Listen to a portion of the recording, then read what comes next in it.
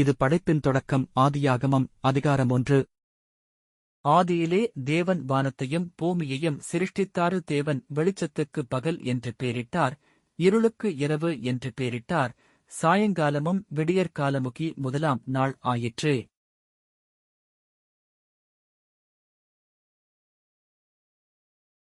தேவன் ஆகாய விரிவுக்கு வானம் என்று பேரிட்டார். சாயங்காலமும் விடியற்காலமுமாகி இரண்டாம் நாள் ஆயிற்று.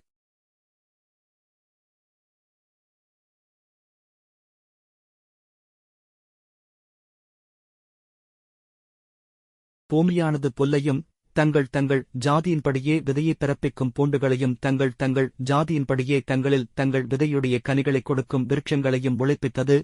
தேவன் அது நல்லது என்று கண்டார். சாயங்காலமும் விடியற்காலமுமாகி மூன்றாம் நாள் ஆயிற்று.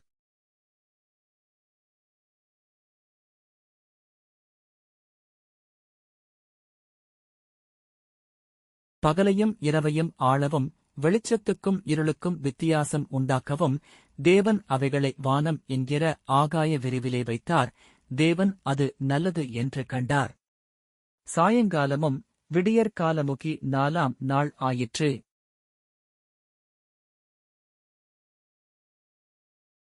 தேவன் மகா மச்சங்களையும் ஜலத்தில் தங்கள் தங்கள் ஜாதியின்படியே திரளாய் ஜனிப்பிக்கப்பட்ட சகலவித நீர்வாழும் ஜந்துக்களையும் சிறுகுள்ள ஜாதி ஜாதியான சகலவித பட்சிகளையும் சிருஷ்டித்தார்.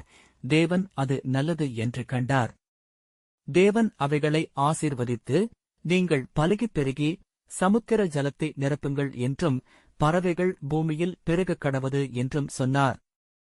சாயங்காலமும் விடியற்காலமுகி ஐந்தாம் நாள் ஆயிற்று.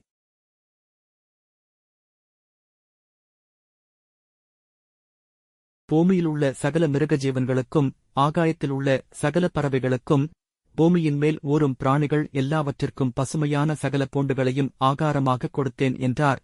அது அப்படியே ஆயிற்று. அப்பொழுது தேவன் தாம் உண்டாக்கின எல்லாவற்றையும் பார்த்தார். அது மிகவும் நன்றாயிருந்தது.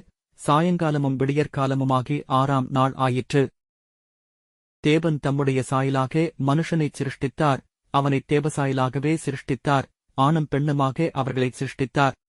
அப்பொழுது தேவன் தாம் உண்டாக்கின எல்லாவற்றையும் பார்த்தார். அது மிகவும் நன்றாயிருந்தது. சாயங்காலமும் விடியற்காலமுமாகி ஆறாம் நாள் ஆயிற்று.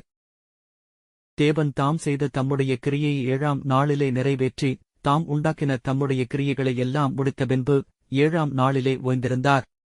தேவன் தாம் சிருஷ்டித்து உண்டுபண்ணின தம்முடைய கிரியைகளை எல்லாம் முடித்தபின்பு அதிலே ஓய்ந்திருந்தபடியால் தேவன் ஏழாம் நாளை ஆசீர்வதித்து அதைப் பரிசுத்தமாக்கினார்.